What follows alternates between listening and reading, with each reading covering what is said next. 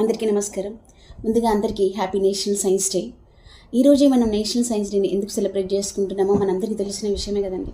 1928లో మన భారతీయ శాస్త్రవేత్త గొప్ప ఆవిష్కరణ చేశారు. Made a great discovery called Raman effect. అయితే ఈ ఇన్నోవేషన్ చేయడానికి అసలు కారణం ఏంటంటే 1921లో యూరోప్ నుంచి ఇండియా వస్తున్న దారిలో మెడిటరేనియన్ సీని చూసి తనకు ఒక డౌట్ వచ్చింది. ఏంటంటే సముద్రం నీలి రంగులోనే ఎందుకుంది అని. అయితే అప్పటికి సైంటిస్ట్ చెప్పిన విషయం ఏంటంటే స్కై రిఫ్లెక్షన్స్ వల్ల, ఆకాశం వల్ల మనకి అది బ్లూ కలర్లో కనిపిస్తుంది అని. కానీ సివి రామన్ గారు ఆ సమాధానంతో సాటిస్ఫై అవ్వలేదన్నమాట. అసలేంటి, ఓన్లీ స్కై రిఫ్లెక్షన్స్ వల్లనే ఇలా సముద్రం నీలి రంగులో ఉందా, లేకపోతే దీనికి ఇంకేదైనా కారణం ఏంటుందా అని, అంటే ఈ వాటర్లో ఉండే చిన్న చిన్న మాలిక్యూల్స్ ఏమైనా లైట్ని స్కాటర్ చేస్తాయా అని ఒక చిన్న డౌట్ వచ్చిందనమాట. ఆ డౌట్తోనే తను రీసెర్చ్ స్టార్ట్ చేశాడు. సో ఆ రీసెర్చ్కి ఫలితమే ఈరోజు రామన్ ఎఫెక్ట్ అన్నమాట. రామన్ ఎఫెక్ట్ అంటే ఏంటి మరి? కాంతి పరిక్షేపణం, స్కాటరింగ్ ఆఫ్ లైట్ అంటారు. అసలు ఒకసారి చూద్దాం ఏంటి స్కాటరింగ్ ఆఫ్ లైట్ అంటే. ఫర్ ఎగ్జాంపుల్, ఇక్కడ లైట్కి నేను ఎగ్జాంపుల్గా లేజర్ లైట్ తీసుకున్నాను.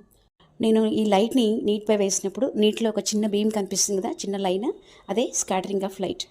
ఏదైనా పదార్థంపై కాంతి పడినప్పుడు దీంట్లో ఉండే చిన్న చిన్న పార్టికల్స్ ఆ కాంతి శక్తిని కొంత అబ్జర్వ్ చేసుకొని కొంత శక్తిని మిగతా అన్ని డైరెక్షన్లో వెదజల్లుతుంది అనమాట.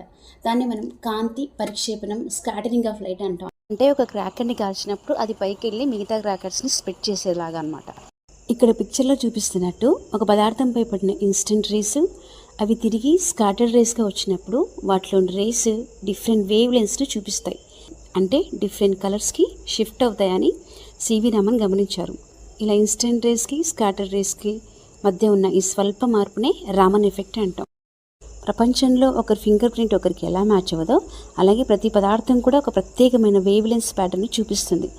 వీటి ఆధారంగానే చాలా సులభంగా ఒక పదార్థంలో దాగి ఉన్న రహస్య సమాచారాన్ని, దాని నిర్మాణాన్ని తెలుసుకోవడానికి రామన్ స్పెక్ట్రోస్కోపీని డెవలప్ చేశారు.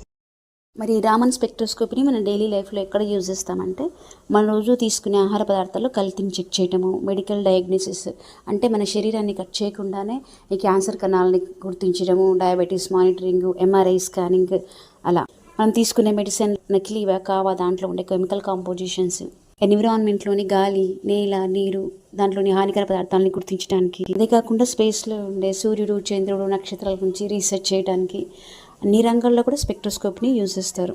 కాబట్టి ఒక చిన్న కాంతి శక్తి మార్పు నుంచి ప్రారంభమైన ఈ గొప్ప ఆవిష్కరణ ఈరోజు ప్రపంచాన్ని అర్థం చేసుకునే సాధనంగా మారింది. సో దీనికి గాను 1930లో మన సివి రామన్కి నోబెల్ ప్రైజ్ అందుకోవడం మన భారతదేశానికి గొప్ప విజయంగా మారిందనమాట. అందుకే ఈరోజు మనం నేషనల్ సైన్స్ డే సెలబ్రేట్ చేసుకుంటున్నాం.